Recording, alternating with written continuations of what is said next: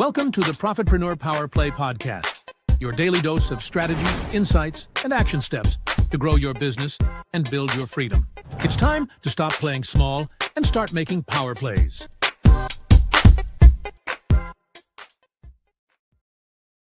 Well, hello there, and good morning to you. We are so excited to have you here on another episode of the Profitpreneur Power Play podcast. I am your host, Valerie Walton, and also, of course, co-founder of the Profitpreneur.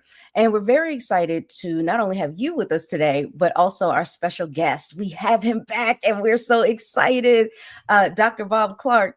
Now, let me just let you know about this, okay? He knows exactly what it takes to break free from the self-sabotage cycle because he has done it himself. So Dr. Bob Clark has spent over 30 years in healthcare, running IVF labs and helping create more than 30,000 cute little babies while quietly building a business on the side. He started his home business journey back in 2008, struggled a little bit for a few years, like I'm sure so many of us have. But just like you are here today, he also came across some solutions, cracked the code on how to leverage both his time and his income. And now he has become a six-figure earner in both healthcare and online marketing, and has even retired from healthcare in 2019, years ahead of schedule. So now, as founder of the Part-Time Prosperity Tribe, Dr. Bob helps part-time entrepreneurs to reach their freedom goals without burning out or stalling out. So his topic today is, are you busy or avoiding? And we're going to dive into the self-sabotage trap. So trust me, this one is about to hit home. Save this link, come back to this again, because it's about to get crazy. So, Dr. Bob, let me bring him out right now. Hello, hello. Hey Val, what's up? Good morning. How's it going? Oh, I'm coming alive now. I told you a few minets ago. All right. I had to wake up. Well, hopefully in the next 20 minutes I'll have you like let's go.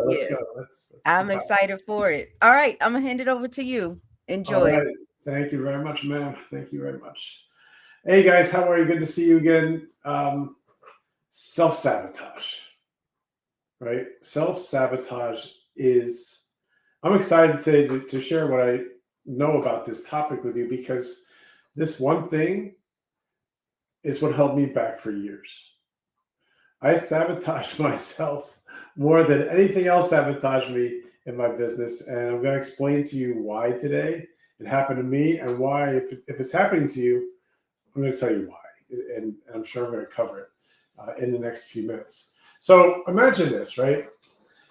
You finally get time to work on your business. You sit down at your computer, you're kind of revved up, you're excited, you sit down with your computer, or maybe you're on your phone, and you get to work. And you work for an hour, maybe two if you're lucky, if you have some extra time. But your time is tight, but you did it, right? You worked. And turn off your computer, and then it hits you that you completely wasted your time. Anybody hear that? Anybody ever feel that? Sounds familiar? It is for me, for sure, because that happened many, many times.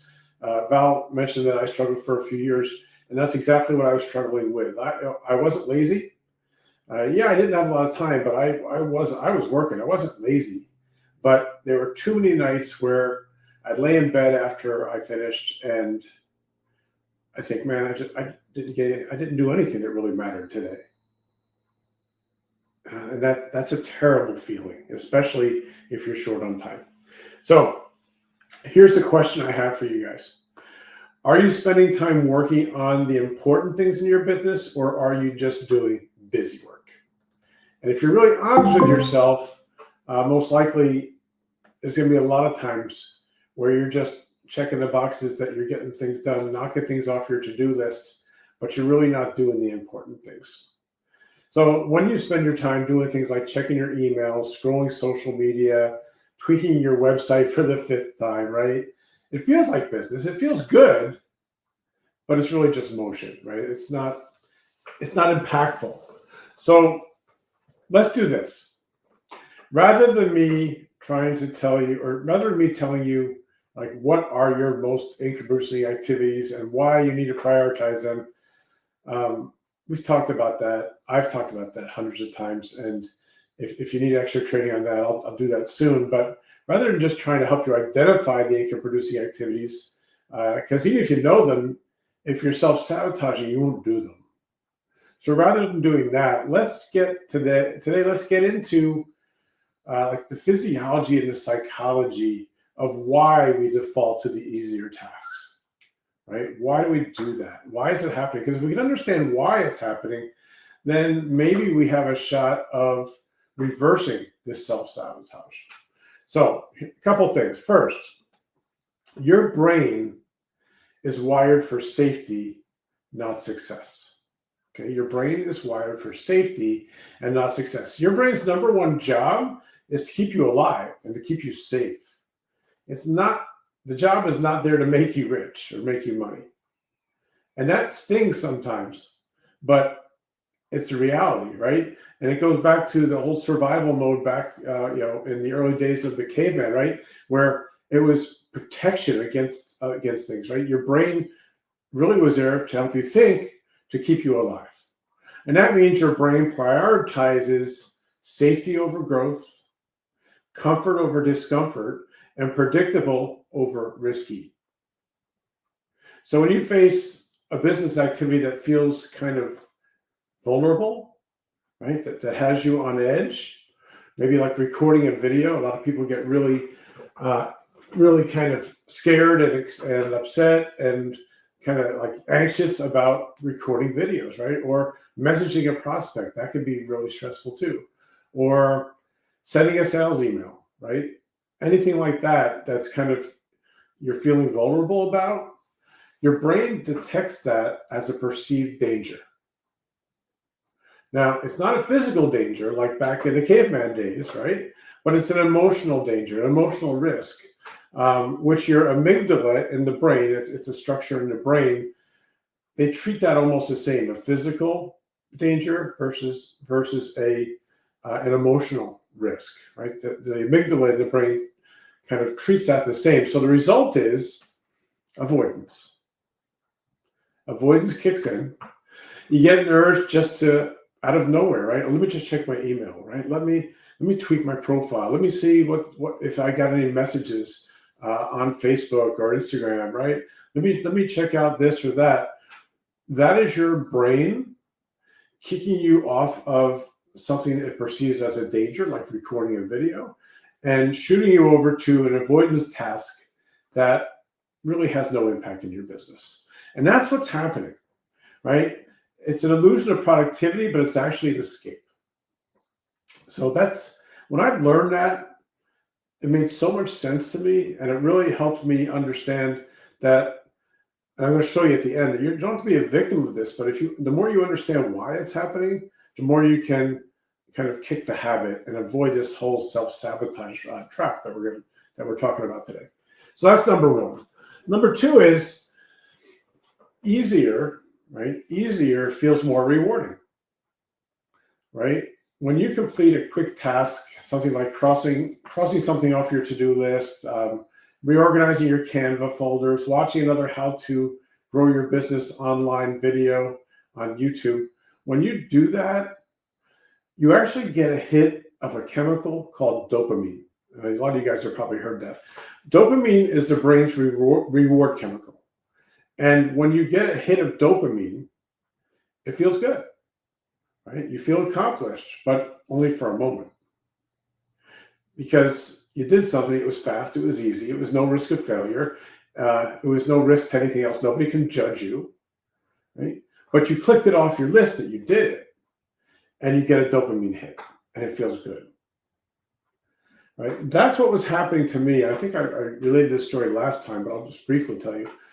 That's what was happening to me exactly when I was in my time where I was just watching webinars, right? Every night I was watching webinars, learn. It was easy. I just sat there. It was cool because I could take some notes. I felt smart. It was safe because I'm sitting behind my computer. Was it productive? Not really. Yeah, I learned, but I didn't do anything about it. And each time I would get off the webinar, I'd feel accomplished. I'd get this dopamine hit and it would feel good. Was it an income producing activity? No, not even close, right? I was, like I said last time, I was book smart and not street smart in marketing. Wasn't doing anything with it. And that what was happening once I realized it, once I kind of studied it, was I was getting high off these dopamine hits every night going to webinars. And it attracted me, right? It was almost like an addiction at some point. It's that strong. So imagine, right? Dopamine is super strong, right? And it feels great and you want more of it. So next thing, staying busy protects your ego. Okay, staying busy protects your ego. So there's an emotional payoff to staying in this feel-good dopamine trap, right? You stay busy with safe work. You get to say, I'm working my business. I'm working my business. And it feels good, right? How's that business going? Yeah, I'm working hard. Woo-hoo, right? But you're avoiding facing that deeper fear if the fear of, what if I give it my all? What if I try my best and I still fail? That's tough. That's a tough one. But you get to avoid that by the avoidance trap, right? By doing all these easier things and not doing the hard things.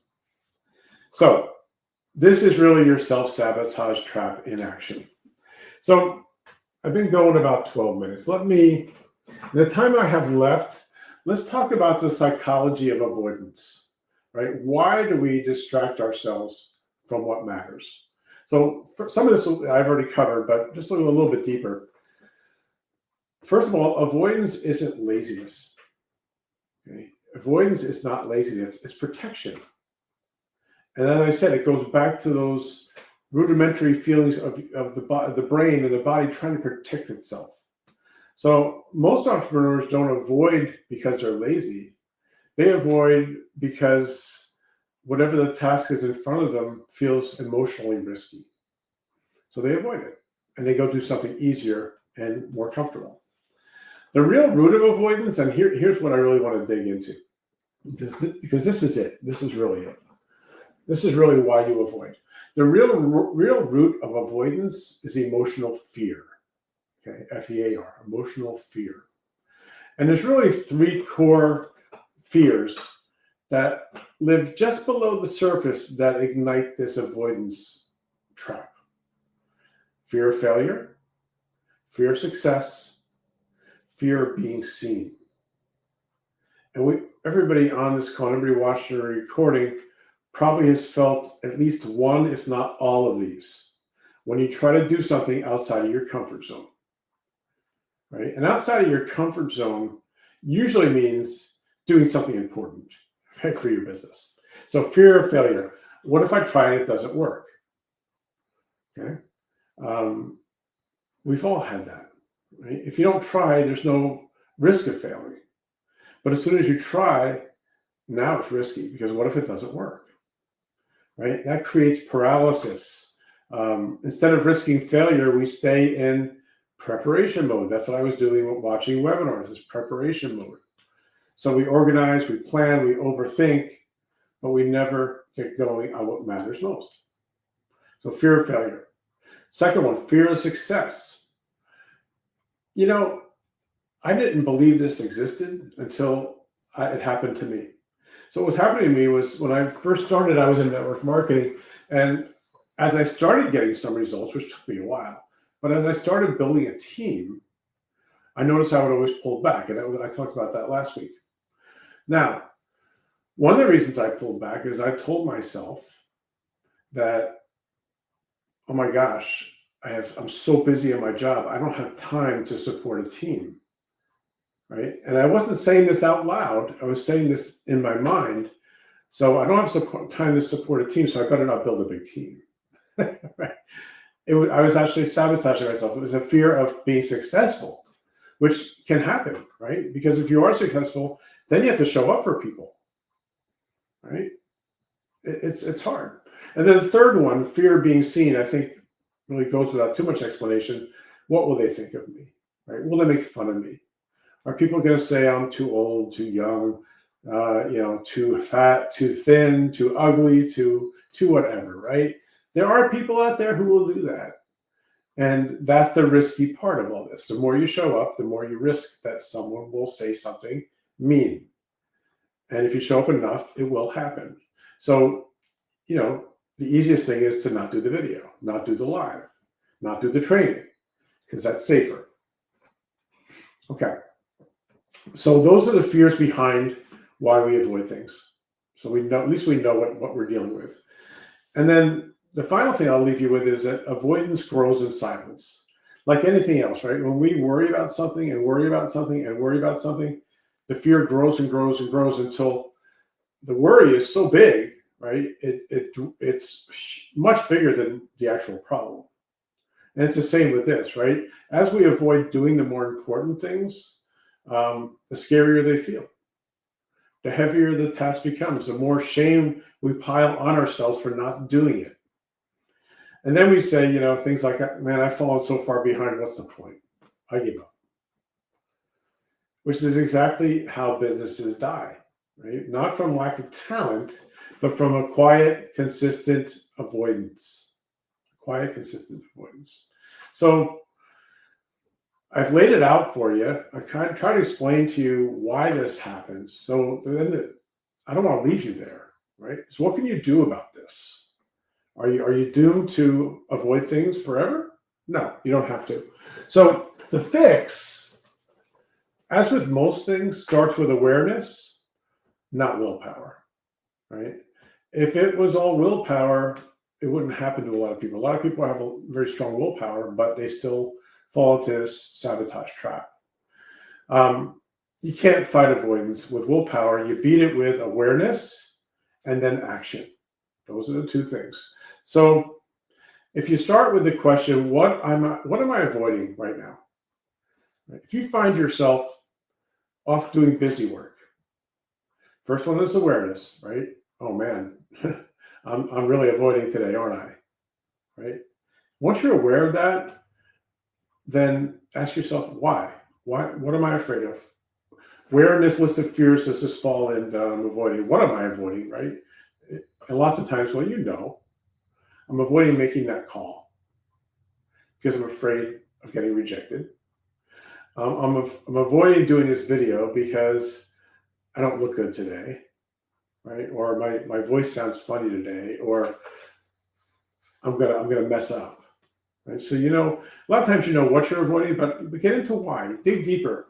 And when you do that, you name the fear, right? And you disarm it, because now it's not just a secret thing of you don't feel helpless anymore. You know why you're doing it. And the next step is just doing it, right? And I'd love to tell you there's a better answer for that.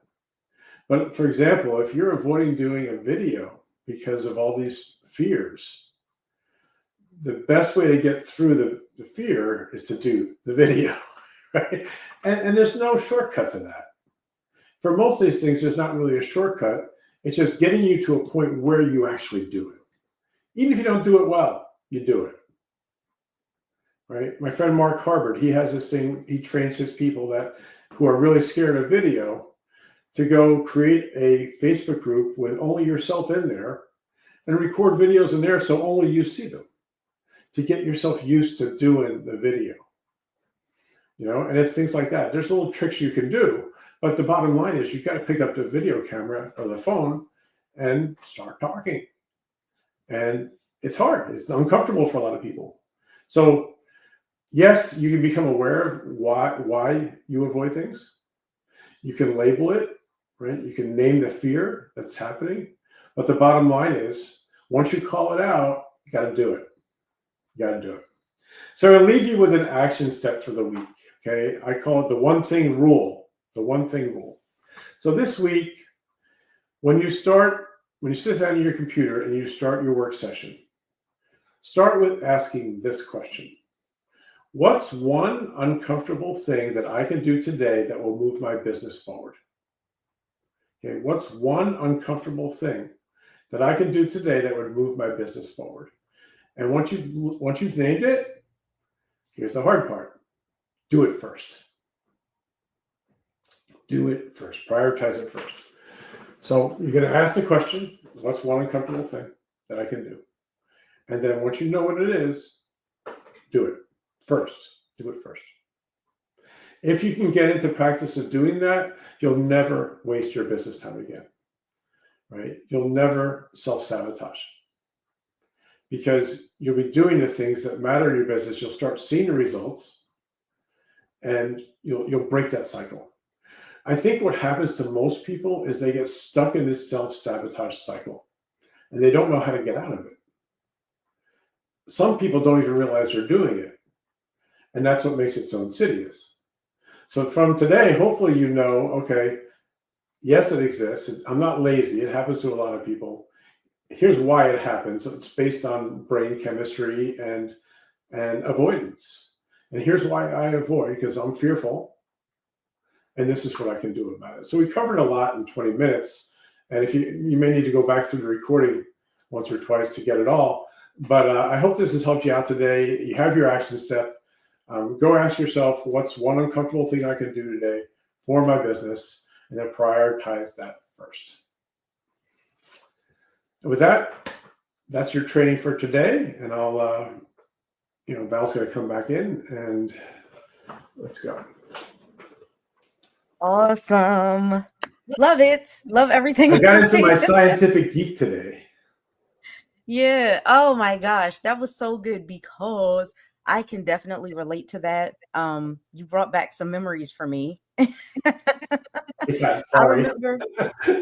I remember hearing a morning podcast and being challenged to do that the one thing that was that I was avoiding and to go do it. And at the time it was, believe it or not, y'all, live streams, which y'all see me do all the freaking time now. But I was so definitely afraid of doing it. Not because I thought that I would like get my feelings hurt, but because at that time I was learning how to have a little bit more self-control. And I didn't want to go off on somebody. They're like, oh my God, she's crazy. That's what I didn't want. But that came from the fact that I had a fear that people wouldn't like what I had to say, that people would, think that, oh, she's crazy. She doesn't know what she's talking about. Let me set her straight. I was afraid of that. Yeah. And for a lot of us, we're afraid that our voice doesn't have value. That's very true. And for me, it was something different because I also was afraid of going live, doing live streams. And for me, it was more of, because I'm older than you now, right? It's more of, will I lose my train of thought and draw a blank on what I want to say, right? And funny enough, right, it actually happened once, right? My biggest fear happened where I was talking about something, and Val, I drew a total blank, right? And I couldn't think of what I wanted to say, and I froze for a minute. And then I decided, well, I'll just make fun of this. So I said, oh, senior moment. I'm sitting here now, and I have no idea what I was going to say. And I kind of started making fun of it, and people in the chat were like, oh, that happens to me and stuff. And then all of a sudden it came back, and I got it. And after that, I wasn't too afraid of it because, okay, it happened, and I'm still alive, and I didn't break the internet, and everything's fine. Yeah. But things like that can really like sabotage you totally. Yeah, for sure. And I'm glad you shared that, Bob. And anybody watching, let me just say that has happened to me too. That I drew a total blank live, and I was like, excuse me, everybody, what the hell was I talking about? And well, look, I have the age excuse. I don't know what your excuse is, Val. I don't have one. I do that. And I was just like, y'all, I need some help. What was I just saying? And they actually came into the comments and was laughing and, oh, you were talking about this. And I'm like, oh, thank God. Thank you. And this is something that clicked for me. The fact that you're not alone. You're not alone. You're going to attract your tribe. You're going to attract people that get it. They understand, and they're gonna be there for you. That's the point of growing an audience. This really isn't about spending all of this time and energy focused on the naysayers and the haters. This is your chance, your opportunity to build community, build a tribe of people where you guys actually care about something more, something bigger than you. You have a purpose, you're on a mission, and those folks will get it. They know you're not perfect. And it just reminded me, I have friends here. I'm not doing this by myself, and I don't have to worry anymore. And that is what really helped me to start opening up. So you guys, we can talk about this all day, but I just wanted to thank you guys for being here. Bob, thank you so much once again. So with that being said, if you have been staying busy, but not actually building, then it's time to break out of that self-sabotage trap. And here inside of our Profitpreneur community and membership, you'll get the structure and the tools and the support that you need to stop spinning your wheels and start gaining momentum. So go ahead. You'll see a link in the description where you can get your 14-day trial for free. And we're just really excited to have you be a part of this. We want to be able to help more and more online marketers be able to grow their business, a business you can feel proud of, a business that you're confident about, and a business, of course, that you profit in through helping others. So thanks again, and we will see you in the next one. Bye, guys. Take care.